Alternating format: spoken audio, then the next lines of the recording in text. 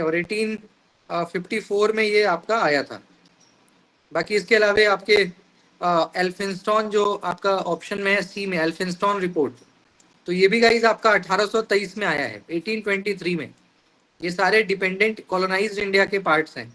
तो एल्फिंस्टन रिपोर्ट भी कब आया है? 1823 में, जिसमें मेन वही हंटर कमीशन की तरह एल्फिंस्टन रिपोर्ट में भी कहा गया था कि स्कूल पे ज़्यादा ध्यान देना जरूरी है, क्योंकि स्कूल बनेगा तो बच्चे बेसिक एजुकेशन पाएंगे, तभी तो कॉलेज में जाएंगे ना। तो ऐसे में स्कूल पे ज़्यादा बल, क्योंकि स्कूल बनेगा तो बच्चे पढ़ेंगे, फिर जाके हायर एजुकेशन के लिए वो तैयार हो पाएंगे।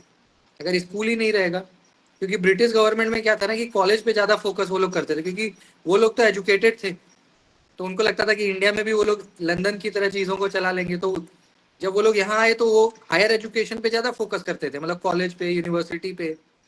पर धीरे धीरे उनको ये समझ में आने लग गया कि भारत और लंदन में बहुत फ़र्क है। भारत में लिटरेसी रेट ना के बराबर थी, तो कॉलेज में तो आप तब जाओगे ना जब स्कूल पास करोगे। यहाँ तो स्कूल भी पास करना मुश्किल था, क्योंकि स्कूल उतने थे ही नहीं। तो फिर ऐसे में एल्फिंस्टन रिपोर्ट में ये कहा गया कि भाई स्कूल को मतलब कि डेवलप करिए, ज़्यादा से ज़्यादा स्कूल बनाइए, बच्चों का एडमिशन हो, एनरोलमेंट हो, तभी तो स्कूल पास करने के बाद वो कॉलेज में जाने के लिए योग्य होंगे। बाकी इसके अलावा मैकॉले मिनट आप सब लोग जानते हो, 1835 में आया था मैकॉले, जिसने इंग्लिश को कंपलसरी कर दिया है इंडिया में पहली बार। For the very first time English was made compulsory by Lord Macaulay. बाकी इन्होंने यूरोपियन लिटरेचर और यूरोपियन कल्चर को प्रमोट करने वाले सबसे बड़े, आप कह सकते हो कि फेस यही थे, जिन्होंने यूरोपियन कल्चर को इंडिया में इस्टेब्लिश किया या मिक्सअप कर दिया कि we all become European by taste और opinion, intellect, and remain Hindustani by blood. तो ये लॉर्ड मैकाले के पूरे मिनट्स में उसका पूरा एक, आप कह सकते हो कि एक प्रेजेंटेशन था और एक फॉर्मूला था कि कैसे हम लोग इंडियंस को इंग्लिश बना सकते हैं बाय टेस्ट, बाय ओपिनियन, जो कि हम बने भी, है ना। और हंटर एजुकेशन कमीशन जो है गाइस, इसमें एक ये थे चार्ल्स हंटर करके कोई अधिकारी थे, तो उन्होंने इसको लाया था। और हंटर कमीशन में ये कहा गया था कि हायर क्लासेस में education must be divided to two parts, vocational and literary. यानी कि जो बच्चे पढ़ाई में अच्छे हैं उनको लिटरेरी मतलब आगे प्रमोट करिए, और जो बच्चे पढ़ाई में अच्छे नहीं है, एवरेज या बिलो एवरेज हैं, तो उनको आगे प्रमोट करने से अच्छा है कि उनको कुछ स्किल सिखा दो, उनको कुछ काम धंधा सिखाओ, ताकि वो अपना जॉब करें, एम्प्लॉयमेंट उनको मिले। जो बिलो एवरेज हैं, जो पढ़ाई में जिनका इंटरेस्ट नहीं है, उनको जबरन पढ़ा के क्या फ़ायदा है। तो ऐसे में हंटर कमीशन ने ये एक नया पॉलिसी दिया कि भाई education should be divided into two parts, literary and vocational. तो लिटरेरी वो लोग हैं जो अच्छे हैं पढ़ने में, उनको आगे बढ़ाइए। वोकेशनल वो लोग जो बिजनेस में चले गए या कोई स्किल। तो ये चार अलग अलग चीज़ें हैं, ठीक है।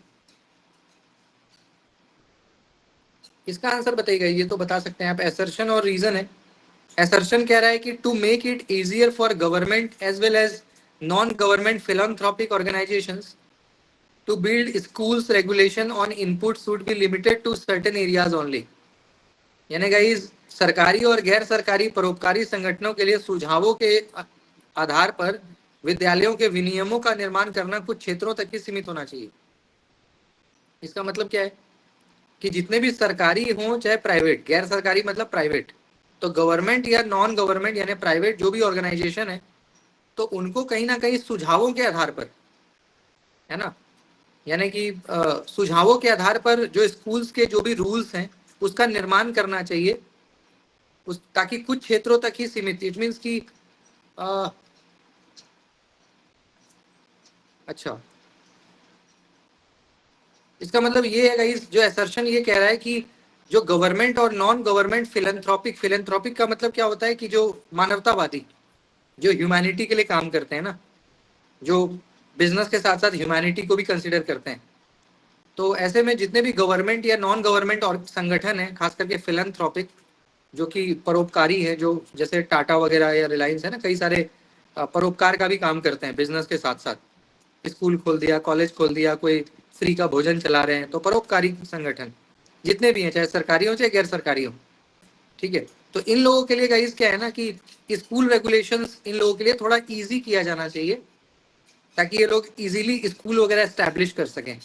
परोपकार के लिए ना, जैसे होता है ना कई सारे स्कूल जहाँ पे कम से कम फी में अच्छी पढ़ाई आपको मिल जाती है, कई सारे बड़े बड़े बिजनेसमैन हैं जिन्होंने ऐसे कई सारे स्कूल खोल रखे हैं, तो वहाँ पे आपको कम पैसे में या ऐसी कई सारी सुविधा मिल जाती है। और रीजन दे रहा है कि government should provide effective enabling and sufficient infrastructure so that all schools have access to safe and engaging school education. यानी सरकार को एक इफेक्टिव यानी कि प्रभावशाली इनेबलिंग और सफिशिएंट इंफ्रास्ट्रक्चर देना चाहिए, यानी सफिशिएंट मतलब हर तरह का सुविधा स्कूल के पास होना चाहिए, ताकि वो बच्चों को मतलब एक अच्छे माहौल में एक रुचिकर विद्यालय बना सकें, एक अच्छा विद्यालय बना सकें, ताकि स्टूडेंट जो है वो अच्छा परफॉर्म कर सके। तो which one is correct? So option number D.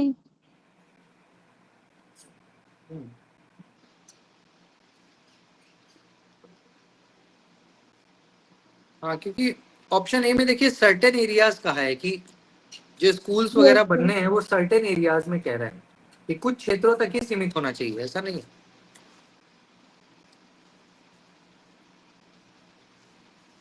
तो क्योंकि जो भी आपका मान लीजिए कि फिलैंथ्रोपिक ऑर्गेनाइजेशन है, तो उसको लिमिटेड करना, किसी सर्टेन एरिया तक लिमिट करना ठीक नहीं है। तो डी इसका आंसर हो सकता है, होना चाहिए। A is false but R is true. ठीक है, एक और क्वेश्चन बताइए गाइस, इसके बाद हम अपने टॉपिक पे मूव करेंगे। यहाँ देखिए दो स्टेटमेंट है। पहला स्टेटमेंट क्या कह रहा है कि it is obvious that if higher education is not radically improved, our administration and technical progress, our intellectual standards and social advance will be most seriously handicapped. This is a major recommendations of the University Education Commission, जिसकी बात अभी आप लोग कर रहे थे ना। University education commission का मतलब I think Radha Krishnan commission से है ना, ऐसा ही है ना, राधा कृष्णन कमीशन। Yes. तो ऐसा कह रहा है कि ये बहुत ऑब्वियस है कि हायर एजुकेशन को अगर आप इम्प्रूव नहीं करेंगे बेहतर तरीके से, यानी यह स्पष्ट है कि यदि उच्च शिक्षा में आमूलचल परिवर्तन नहीं किया जाता है, हमारा प्रशासन और तकनीकी प्रगति, हमारे बौद्धिक मानक और सामाजिक विकास सर्वाधिक बाधित होंगे। यह विश्वविद्यालय शिक्षा आयोग की प्रमुख सिफारिश।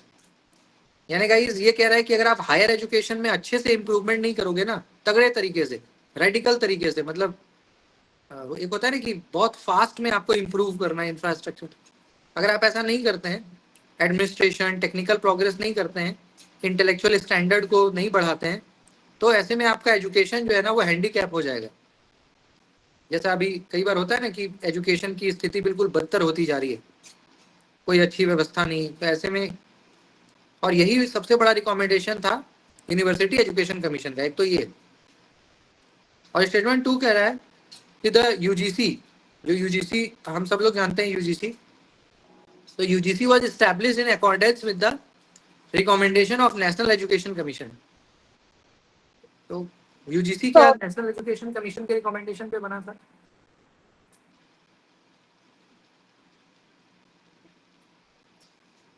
Which one is correct?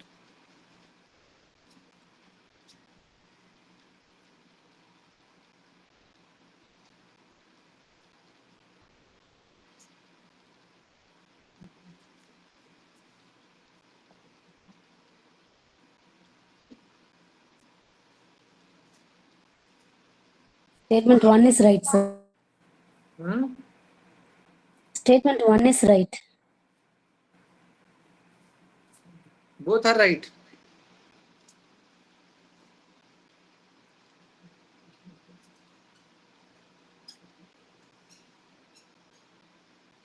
National education commission, हाँ यूनिवर्सिटी एजुकेशन कमीशन और नेशनल दोनों। So option number A. C, sir. सी, क्योंकि देखिए ये जो ऊपर का है ना यूनिवर्सिटी एजुकेशन कमीशन, तो यूनिवर्सिटी एजुकेशन कमीशन के रिकमेंडेशन पे एक्चुअल में आपका यूजीसी बना था, नेशनल एजुकेशन कमीशन अलग है। तो जो यूनिवर्सिटी एजुकेशन कमीशन है जो आपका कब आया था 1948 में, यूनिवर्सिटी एजुकेशन कमीशन जो है ये कब आया था 1948 में, जिसको हम राधा कृष्णन कमीशन भी कहते हैं, और स्वतंत्र भारत का पहला कमीशन था। क्योंकि इंडिया इंडिपेंडेंट हुआ 1947 में, और नेक्स्ट ईयर करके आपका ये आया था, पहला था ना, आज़ाद भारत का पहला कमीशन था जिसमें आपका यूजीसी की बात की गई थी कि एक ऐसा बॉडी हो जो पूरे एजुकेशन को डील करे, मॉनिटर करे, है ना। तो ऐसे में दूसरा गलत होना चाहिए वैसे, क्योंकि नेशनल एजुकेशन कमीशन कोठारी को कहते हैं, और वो तो बहुत बाद में आया है, 1964 में आया है। कोठारी कमीशन 1964 में है, और उससे पहले का यूजीसी तो 1953 में ही बन गया था। यूजीसी 1953 में ही बन चुका है, एस्टैब्लिशमेंट उसका 1953 का ही है। 1956 से तो वो मतलब काम करने लग गया था।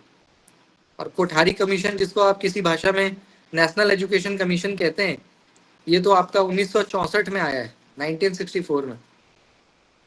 ठीक है, तो दूसरा वाला गलत हो सकता है, पहला ठीक है, ऐसा हम कह सकते हैं। ठीक है, चलिए। तो ये गाइस आप देख सकते हो कि इस तरह के क्वेश्चंस जो है, इस तरह के जो क्वेश्चंस हैं आपको एग्जाम में देखने को मिलेंगे।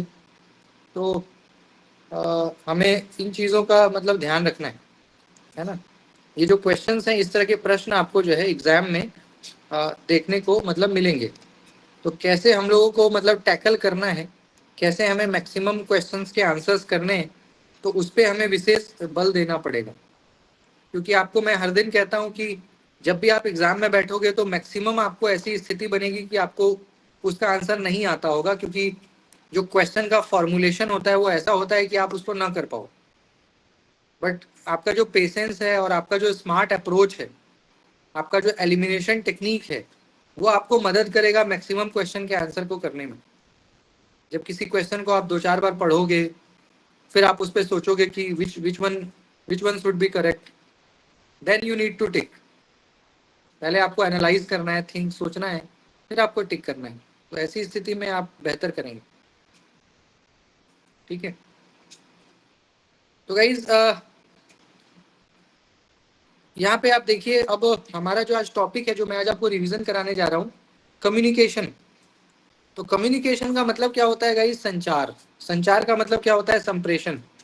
जो अभी मैं आपसे कर रहा हूँ, अभी हम लोग क्या कर रहे हैं, आपस में कम्युनिकेट ही कर रहे हैं ना एक दूसरे से। मैं अपने विषय को आपके सामने रख रहा हूँ, आप उसको समझ रहे हो, और समझने के बाद जो है आप अपना रिएक्शन, फीडबैक आप मुझे दे रहे हो साथ के साथ। तो ये इस पूरे प्रोसेस को हम कह सकते हैं कि ये कम्युनिकेशन इज गोइंग ऑन। एक इफेक्टिव कम्युनिकेशन, एक efficient productive communication is going on, जहाँ पे जो भी मैं आपको बोल रहा हूँ वो आपको समझ में आ रहा है, आपका नॉलेज इनहेंसमेंट हो रहा है, आपकी कैपेबिलिटी बिल्डअप हो रही है, और आप कहीं ना कहीं अच्छे तरीके से परफॉर्म कर पा रहे हो। तो ये कम्युनिकेशन। अब कम्युनिकेशन में गाइस क्या है, देख सकते हो जो टॉपिक्स हैं यहाँ पे, जैसे जो हमें देखना है, जैसे meaning of communication, types of communication, characteristics, effective, तो ये सारे इसके टॉपिक्स हैं। ये जो ऊपर आपको दिख रहा है ना, ये सारे क्या है, कंटेंट हैं जो हमें यहाँ पे देखना है।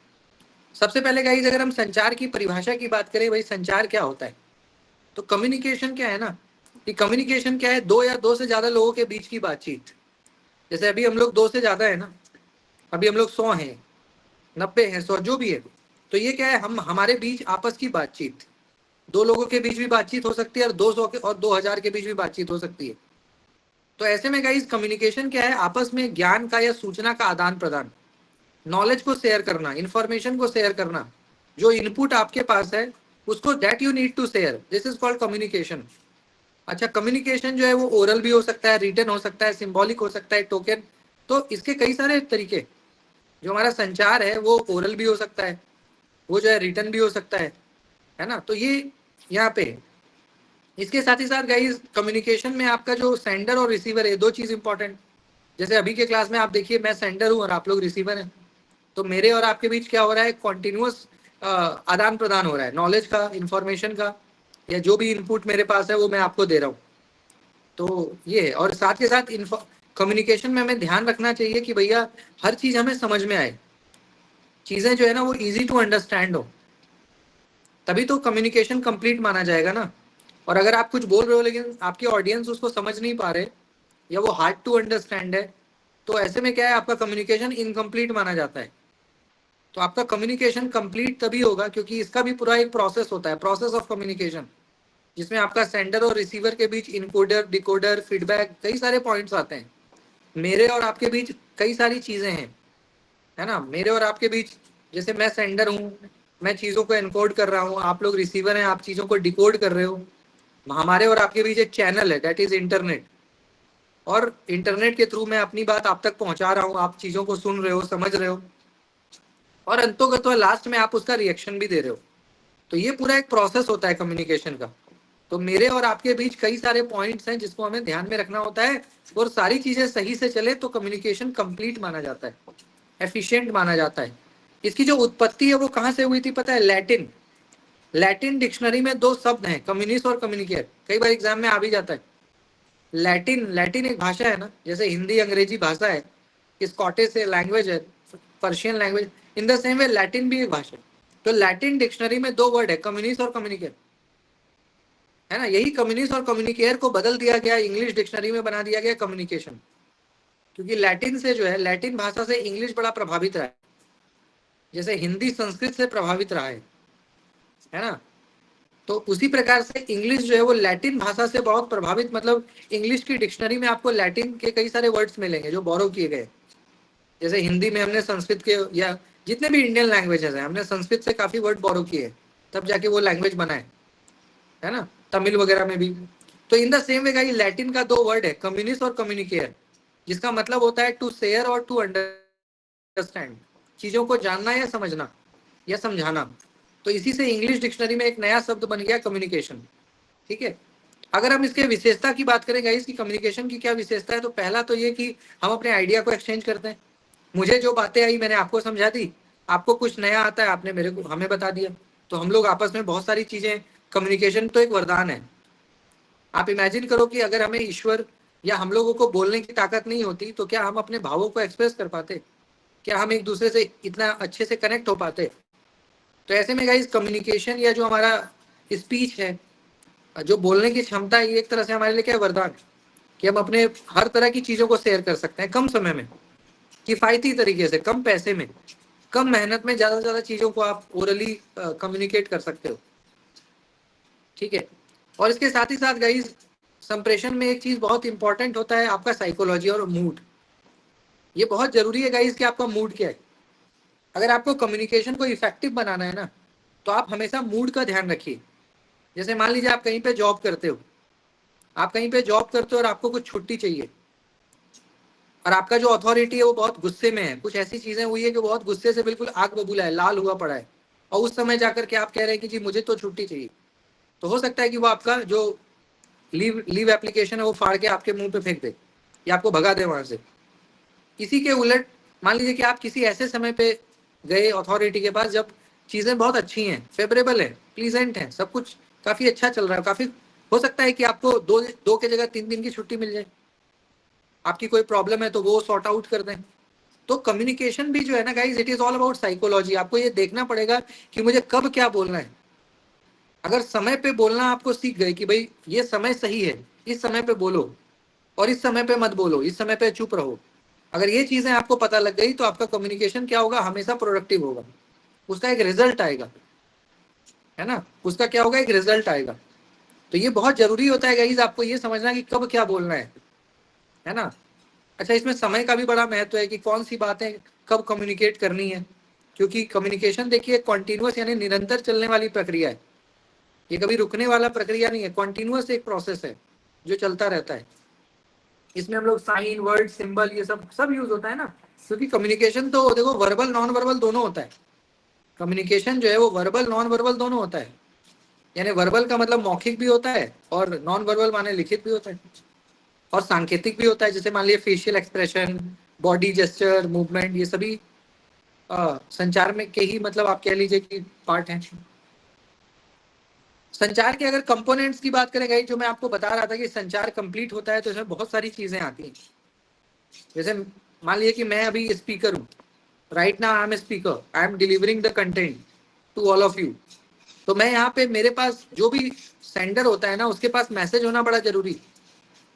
मैं क्लास के स्टार्टिंग में ही आपको बता देता हूँ कि आज मैं आपको क्या पढ़ाऊंगा, और उसका कंटेंट मेरे पास पहले से तैयार रहता है। अगर मेरे पास कंटेंट ना हो तो क्या मैं आपसे 1 घंटे बात कर पाऊंगा? क्या बात करूंगा? 2 5 10 15 मिनट तो कट जाएगा, लेकिन उसके बाद मैं क्या बोलूंगा।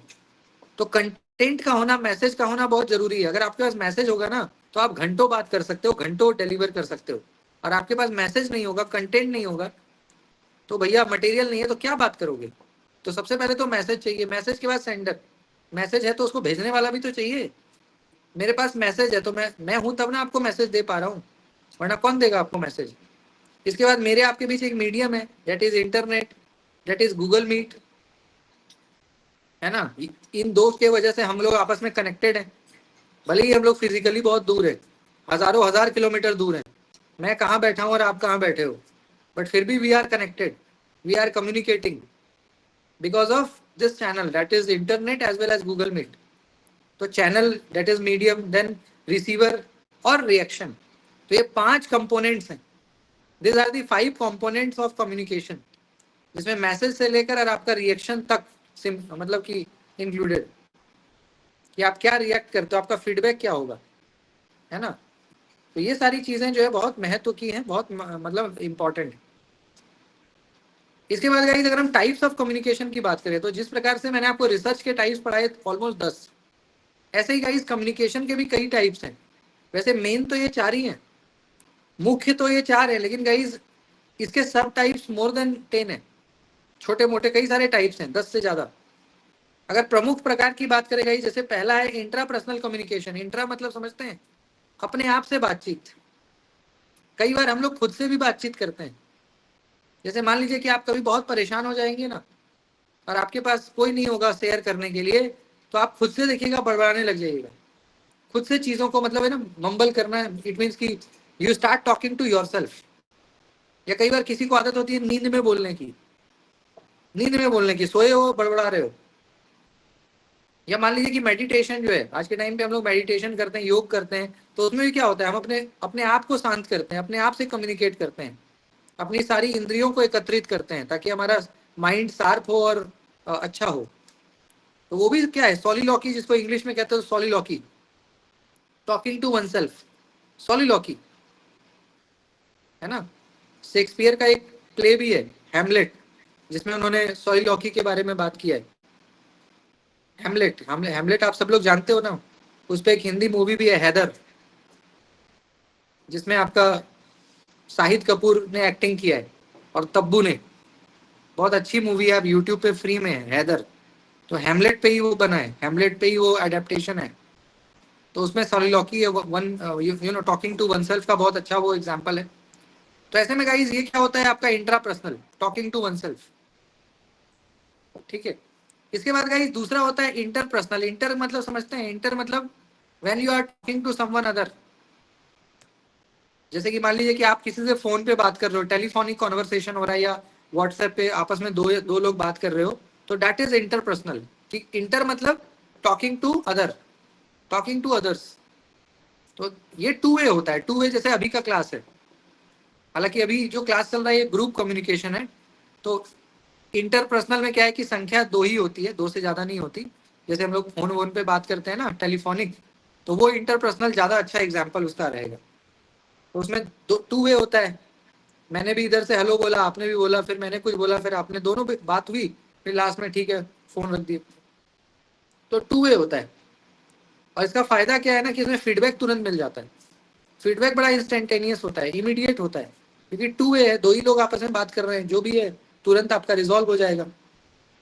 और स्वर, संकेत, यानी सिग्नल, साउंड, म्यूजिक, आप हर कुछ इसमें डाल सकते हो इंटरपर्सनल में भी। एक होता है गाइस ग्रुप कम्युनिकेशन। ग्रुप का मतलब समझते हैं, समूह संचार। ग्रुप मतलब जहाँ पे 2 से ज्यादा लोग, जैसे अभी ये जो क्लास चल रहा है ये ग्रुप कम्युनिकेशन का एग्जाम्पल है। ये जो क्लास चल रहा है ये इंटरपर्सनल नहीं है, ये ग्रुप है, क्योंकि यहाँ पे गाइस 2 से ज्यादा लोग हैं। यहाँ 50 लोग हैं, 100 लोग हैं, 200 लोग हैं, 300 है। तो ऐसा कम्युनिकेशन जहाँ पे 2 से ज्यादा लोग हों, लेकिन हाँ इतना भी नहीं कि भाई सभी एक दूसरे के लिए अनजान हो जाएं। इस क्लास में जितने भी लोग हैं, हम लोग बाय नेम तो एक दूसरे को जानते हैं ना। इस क्लास में जितने भी लोग हैं बाय नेम तो हम लोग एक दूसरे को जानते हैं, भले ही बाय फेस ना जाने, बट बाय नेम तो, क्योंकि सब लोग देखते हो स्क्रीन पे कौन कौन क्लास में जुड़ा है, क्या किसका नाम है। तो we all are knowing one another by name at least, not by face but by name. We are like familiar to each other. तो ऐसे में गाइस इसको हम लोग ग्रुप कम्युनिकेशन कह सकते हैं, जब हम लोग एक दूसरे को जान रहे हैं, पहचान रहे हैं, भले ही नाम से ही जाने, चेहरे से, तो ग्रुप में आएगा. जैसे एग्जाम्पल हो गया गाइस कवि सम्मेलन. कवि सम्मेलन में कितने लोग होते हैं? 100, 200, 500, है ना. और आपस में लोग एक दूसरे को जान रहे होते हैं. जैसे क्लासेस, अभी का जो क्लास है, या कोई कॉमेडी शो वगैरह चलता है, या कोई स्कूल में कुछ ऐसा एक्टिविटी हो रहा है कि 50-100 बच्चे हैं, आपस में कुछ कंपटीशन हो रहा है, आपस में कुछ चल रहा है, डिबेट वगैरह, तो दैट इज ग्रुप कम्युनिकेशन. इससे बड़ा होता है गाइस मास. मास का इसका नाम ही है मास. मास मतलब मैसिव, जहाँ पे लाखों लाख लोग जुड़ते हैं, करोड़ों लोग जुड़ते हैं, जहाँ पे कोई गिनती ही नहीं है. जनता, पब्लिक और लिसनर की कोई काउंटिंग ही नहीं है, लाखों हो सकते हैं. और मास कम्युनिकेशन में जो है ना, जो स्पीकर होता है वो अपने ऑडियंस को नहीं पहचानता. जैसे मान लीजिए एग्जांपल में देता हूँ, सिनेमा, फिल्म. किसी डायरेक्टर ने, मान लीजिए महेश भट्ट ने मूवी बना दी. महेश भट्ट ने कोई मूवी बना दी, उस मूवी को हम आप देखने जा रहे हैं, कई लोग देखने जा रहे हैं, तो डायरेक्ट जिसने बनाया उसने तो बना दिया, बट उसको थोड़ी ना पता है कि पर्टिकुलरली कौन कौन मेरी मूवी को देख रहा है.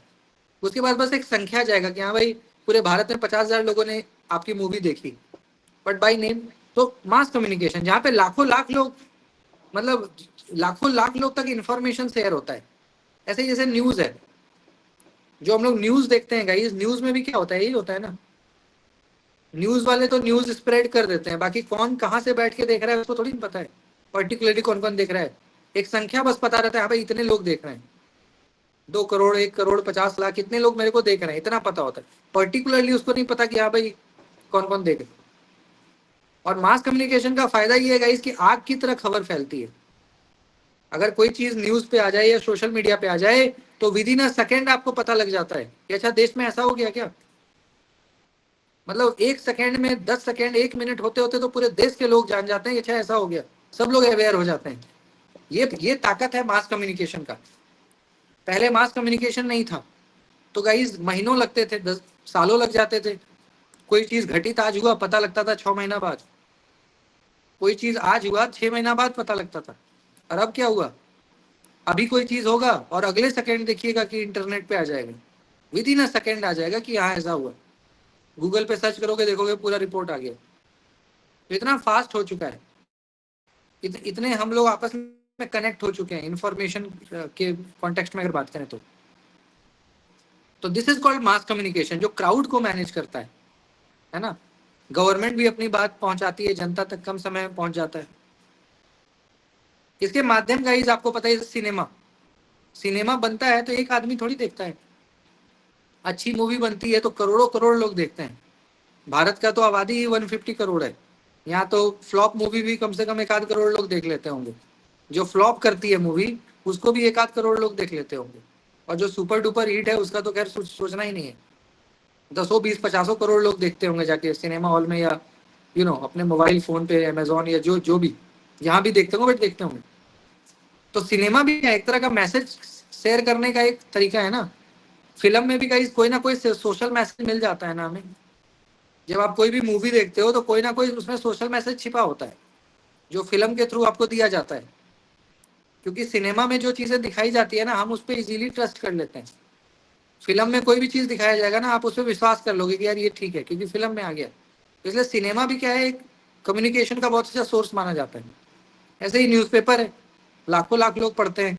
किताब, ये भी लाखों करोड़ों लोग. Radio, FM, Doordarshan and all, ये जितनी भी चीजें हैं गाइस, ये क्या है आपका, मतलब मैक्सिमम लोग इसको कम से कम समय में आप कहो तो इससे मतलब कनेक्ट हो जाते हैं, सूचना मतलब चली जाती है. तो मास कम्युनिकेशन हम कह सकते हैं कि आज के टाइम पे बड़ी ताकतवर चीज है, बड़ी ताकतवर, बहुत ताकत है इसमें, है ना.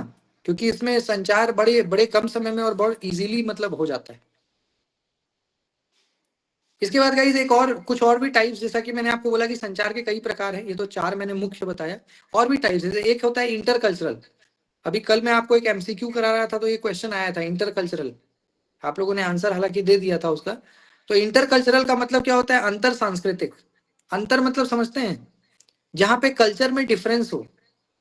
जैसे मान लीजिए कि मैं झारखंड से हूँ, और कोई है हरियाणा से, कोई राजस्थान से, कोई उत्तर प्रदेश से, कोई बंगाल से, कोई मेघालय से, कोई त्रिपुरा से, तो कोई कश्मीर से, तो कल्चर एक होगा क्या? कल्चर में चेंजेस होंगे, वेरिएशंस होंगे, कल्चर डिफरेंट होगा, निश्चित बात है। तो ऐसे में गाइस जब कल्चर अलग है तो कम्युनिकेशन में बड़ी दिक्कत होती है, क्योंकि मेरे लिए जो अच्छा है वो आपके लिए बुरा हो सकता है, आपके लिए जो अच्छा है वो मेरे लिए बुरा हो सकता है, हो ही सकता है। तो ऐसे में गाइस इसको कैसे बैलेंस किया जाए? क्योंकि आज के टाइम पे गाइस देखो, ये टाइम मल्टीकल्चरलिज्म का है। ये जो समय है ना 21st सेंचुरी, ये मल्टीकल्चरलिज्म का है, ये ग्लोबल कल्चर का समय है, जहाँ पे पूरा भारत, पूरा विश्व मतलब एक दूसरे से कनेक्ट कर रहा है, चाहे आप कोई कल्चर से हो, मायने ही नहीं रख रहा। किसी भी कल्चर के हो, हम आपसे इंटरेक्ट कर रहे हैं, आपके साथ बैठ रहे हैं, उठ रहे हैं, आपस में कई लोग इंटरकल्चरल शादी भी कर लेते हैं। भारत का है, जापान गया, जापान में ही जैसे हमारे विदेश मंत्री हैं एस जयशंकर, एस जयशंकर की वाइफ जापानीज है, आपको पता है? जो हमारे फॉरेन मिनिस्टर हैं इंडिया के एस जयशंकर, उनकी जो वाइफ है वो जापानीज है, जापान में जाके उन्होंने शादी। ऐसे कई सारे एग्जाम्पल हैं, तो मैंने एक एग्जाम्पल दिया। तो इंटरकल्चरल हो गया ना, एक भारत का व्यक्ति जापान की लड़की से, अब सोचिए जापान का कल्चर अलग, इंडिया, तो कैसे उसको बैलेंस करना इज नॉट इजी। खान पान, बातचीत, रहन सहन। अब राजीव गांधी थे, राजीव गांधी इंडिया के थे, अब उन्होंने सोनिया इटली की थी, अब सोनिया से उन्होंने शादी उस जमाने में किया, फिर सोनिया उनके डेथ मतलब इंडिया आई, अब इंडिया को कांग्रेस को देखती हैं। तो इंटरकल्चरल है ना, लेकिन एक्सेप्टेंस था तभी ना चीजें मतलब संभल गई। अगर एक्सेप्टेंस नहीं होता, दोनों में बातें नहीं बन पाती, क्योंकि एक इंडियन एक इटालियन, तो इंडियन और इटालियन का जो मतलब जो जोड़ी था वो ठीक ठाक रहा, तभी तो सारी चीजें संभल गई। लेकिन अगर आप में एक्सेप्टेंस नहीं होगा, आप दूसरे के कल्चर को नहीं मानोगे, हीन दृष्टि से देखोगे कि दूसरे का कल्चर बहुत गंदा है ना, पता नहीं कैसा है, नहीं है, तो ऐसे में आप मतलब कि कम्युनिकेट नहीं कर पाएंगे, फिर आप जुड़ ही नहीं पाओगे, आपको लगेगा यार बेकार है, मुझे नहीं कनेक्ट होना। तो इंटरकल्चरल, जहाँ पे गाइज आप हर कल्चर को मतलब ऑनर करते हो, हर एक कल्चर को मतलब आपके लिए एक दिल में रिस्पेक्ट होता है कि कैसे हम कनेक्ट करें, ठीक है। और आज के समय में तो आपको पता है कि जिस प्रकार से ग्लोबलाइजेशन चल रहा है, बिजनेस बढ़ रहा है, तो भैया बिना इंटरकल्चरल हुए तो आपका मतलब काम चलेगा नहीं।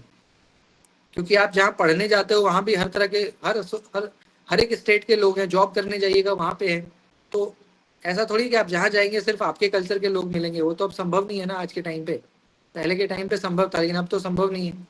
तो ऐसे में गाइज आपको समझना बड़ा जरूरी है कि जो भी कल्चर है उसको समझना, उसको ऑनर करना, उसको कंसिडर करना, ये जरूरी है, ठीक है। और इंटर कल्चरल कम्युनिकेशन का रोल आज के टाइम पे social science, anthropology, culture studies, linguistics, psychology, हर जगह पे कोई सा भी सब्जेक्ट है ना, अगर आप English, psychology, film studies, linguist, हर एक सब्जेक्ट में आपको intercultural communication as a topic पढ़ाया जाता है, ठीक है। तो ये बहुत इंपॉर्टेंट है। इसके कुछ अप्रोचेस भी हैं, जैसे एक इंडिजिनस अप्रोच है, जहाँ पे गाइज आप मल्टीपल कल्चर को समझने का प्रयत्न करते हो, अपने अलावे और भी कल्चर को समझने का कोशिश करते हो, ठीक है। इसके अलावा सोशियो कल्चरल कॉन्टेक्स्ट होता है, सोशल मतलब समाज, कल्चर मतलब संस्कृति, मतलब अलग अलग समाज की क्या संस्कृति है उसको, क्रॉस कल्चरल मतलब इट मीन्स कि मल्टीपल कल्चर को समझना, उसको रिस्पेक्ट करना, उससे जुड़ना, ये बहुत जरूरी है। हालांकि इसके लिए कुछ बाधाएं भी है, ये आसान नहीं है। बाधाएं क्या? जैसे पहला इथनोसेंट्रिसिज्म यानी प्रजाति केंद्रिकता, कई लोगों में होता है ना कि सिर्फ अपने जैसे लोगों से ही वो दोस्ती करेंगे। मान लीजिए कि कोई व्यक्ति मध्य प्रदेश का है, तो उसका माइंड में हो गया भाई कि हम मध्य प्रदेश के लोगों से ही मतलब दोस्ती करेंगे, हमारे आसपास सिर्फ एमपी का ही हो, या वो किसी बड़े पद पे है तो वो चाहेगा कि भाई मध्य प्रदेश के लोग ही मेरे आसपास मतलब जॉब, वो उसी को प्रमोट करेगा। ऐसा होता है, कई लोग अभी भी होते हैं, अभी भी ये सब चीज बहुत होता है। तो अगर ऐसी मानसिकता आपकी होगी तो ये एक बैरियर है ना, आप ग्रो नहीं कर पाएंगे, आप वही सिमट के रह जाएंगे एक छोटे से कुएं के अंदर, क्योंकि आप अपने कल्चर के अलावा दूसरे को कंसिडर ही नहीं कर पाएंगे ना। आपको लगेगा कि यार मेरा जो कल्चर है वही बेस्ट है, मुझे अपने जैसे लोगों को ही आसपास रखना है। ऐसे ही स्टीरियोटाइप, ये जो पुरानी जो रूढ़िवादिता जिसको आप बोलते हो ना, वो हो गया, डिस्क्रिमिनेशन हो गया, भेदभाव आपके अंदर बहुत ज्यादा है आप दूसरे कल्चर से। ऐसे ही पूर्वाग्रह, कई बार हम लोग, हमारे मन में एक प्री कॉन्सेप्ट आइडिया बन जाता है कोई अच्छा बुरा ऐसा करके, तो पूर्वाग्रह भी, ठीक है। कॉन्फ्लिक्टिंग वैल्यूज, जैसा मैंने आपको कहा कि कुछ चीजें ऐसी होती हैं गाइस कि मेरे लिए अच्छी हैं तो आपके लिए बुरी हो सकती हैं, सभी के वैल्यूज अलग है ना। जैसे मैं आपको एक एग्जांपल भी दे रहा था कि इंडिया में हक करना, किस करना हमारा कल्चर नहीं, यूरोप में ऐसा कल्चर है। यूरोप में छोटे बड़े किसी से भी आप मिलते हो तो आप हक करके किस कर सकते हो, इंडिया में कर सकते हैं क्या? या और भी अगर आप इंग्लिश, यूरोप और इंडिया के कई सारे कल्चर को अगर आप कंपेयर करेंगे तो आप पाएंगे कि वहाँ पे जैसे वहाँ का खान पान है, इंडिया का जो डाइट है बहुत बहुत डिफरेंस है ना। हालांकि अब हमने उसको भी एक्सेप्ट कर लिया, वरना हमारे यहाँ पिज्जा बर्गर कहाँ होता था। हमारे यहाँ तो इतना फ्रेश वेजिटेबल है और सारी चीज़ें, क्योंकि हमारी भूमि बड़ी उपजाऊ है, हमारे पास पानी है, तो हम लोग तो बहुत हेल्दी फूड खाने वाले लोग हैं। बट अभी पिछले 15-20 सालों से हमारा भी सिस्टम खराब हुआ है। बर्गर, पिज़्ज़ा और ये जितनी भी चीज़ है जिस वजह से हम बीमार पड़ते हैं, ये सारा इंग्लिश फूड ही तो है, ये सब इंडियन फूड थोड़ी है। तो धीरे धीरे करते करते इंडिया में भी काफ़ी इसका प्रचलन बढ़ा हर चीज़ का। तो कॉन्फ्लिक्टिंग वैल्यूज़, ठीक है, सही गलत, मेरे लिए जो सही है जरूरी थोड़ी कि आपके लिए भी सही हो जाए, मेरे लिए जो गलत है हो सकता है आपके लिए गलत ना हो। तो कॉन्फ्लिक्ट होते हैं, वैल्यूज कॉन्फ्लिक्ट करते हैं। तो ये बैरियर्स होते हैं गाइस कि आपको कहीं ना कहीं दूसरे कल्चर के लोगों से कनेक्ट होने में रोकते हैं कि भाई मत कनेक्ट हो, क्योंकि ये सारी बाधाएं आती है रास्ते में। तो इन सारी बाधाओं को आपको पार करके और कैसे मल्टी कल्चरल होना है उस पर आपको ध्यान देना होगा, ठीक है। तो ये इंटरकल्चरल कम्युनिकेशन जो आज के टाइम पे बहुत मतलब रेलिवेंट है, प्रासंगिक है, मतलब इम्पॉर्टेंट है, क्रूशियल है, डायडेक्टिक है, ठीक है। बाकी इसके अलावा क्लासरूम कम्युनिकेशन को हम कैसे इफेक्टिव बना सकते हैं, जैसे हमारा अभी संचार चल रहा है तो क्लासरूम कम्युनिकेशन है ना। तो ऐसे में गाइस क्लासरूम कम्युनिकेशन का मतलब क्या होता है, कक्षा में जो संचार हो रहा है, अभी जो हम लोग संचार कर रहे हैं, जो हम लोग कम्युनिकेशन कर रहे हैं, ये क्या है, कक्षा। तो क्लासरूम कम्युनिकेशन को हम लोग कैसे बेहतर बना सकते हैं, ये एक बहुत बड़ी चुनौती है हमारे सामने कि हम क्लासरूम कम्युनिकेशन को जो है इफेक्टिव बनाएं। तो क्लासरूम कम्युनिकेशन को इफेक्टिव बनाने के लिए जो है कई तरह की चीज़ें करनी पड़ती हैं, ठीक है। कि क्लासरूम कम्युनिकेशन को इफेक्टिव कैसे बनाया जाए, कैसे स्टूडेंट जो है वो इंटरेक्ट करे, क्वेश्चन आंसर पूछे, है ना। तो इन चीज़ों के थ्रू जो है हम लोग